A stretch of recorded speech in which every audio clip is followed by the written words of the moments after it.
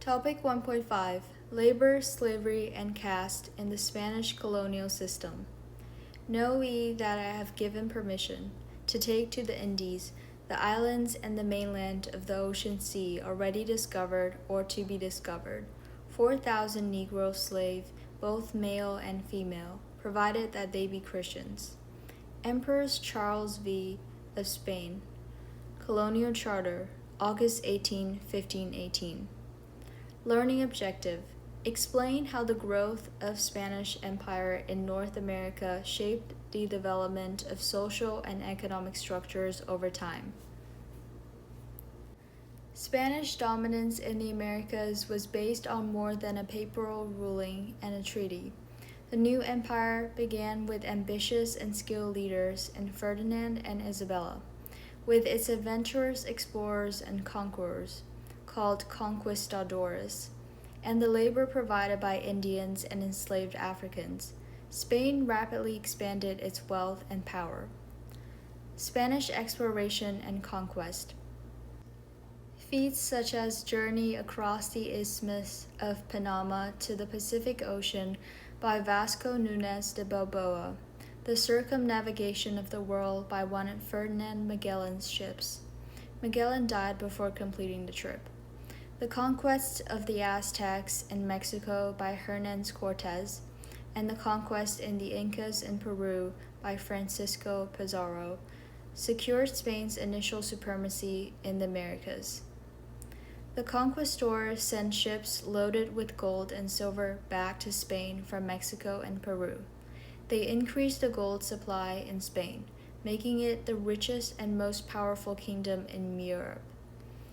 Spain's success encouraged other states to turn to the Americas in search of gold and power. Indian labor.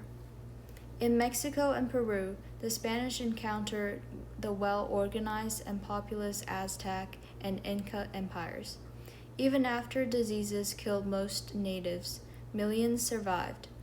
The Spanish incorporated the surviving Indians into their own empire. To control them, the Spanish used the encomienda system, in which Spain's king granted natives who lived on a tract of land to individual Spaniards.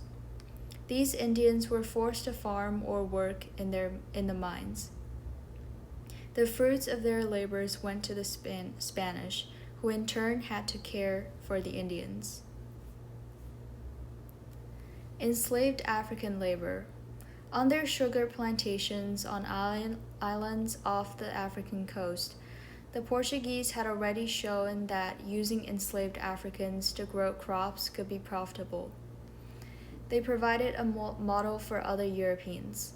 The Spanish, to add to their labor forces and to replace Indians who died from diseases and brutality, began trading with African partners who could supply enslaved people.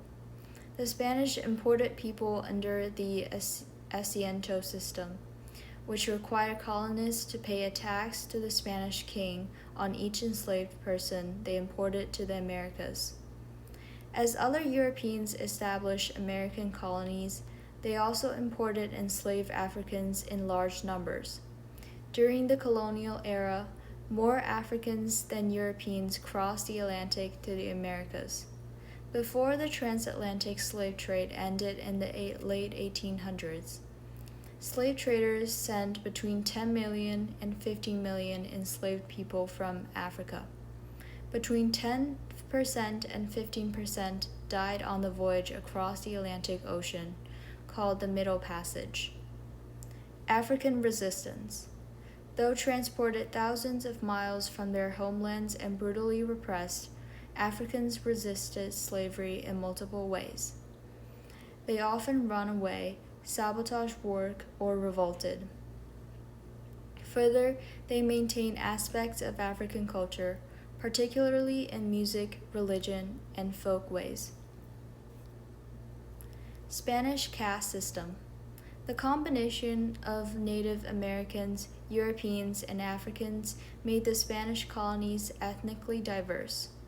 In addition, since most Spanish colonists were single men rather than families, many had children with Native or African women.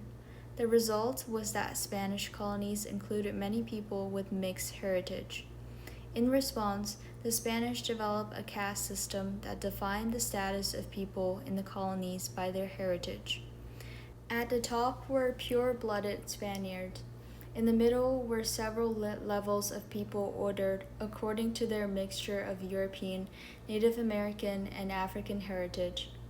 At the bottom were people of pure Indian or black heritage.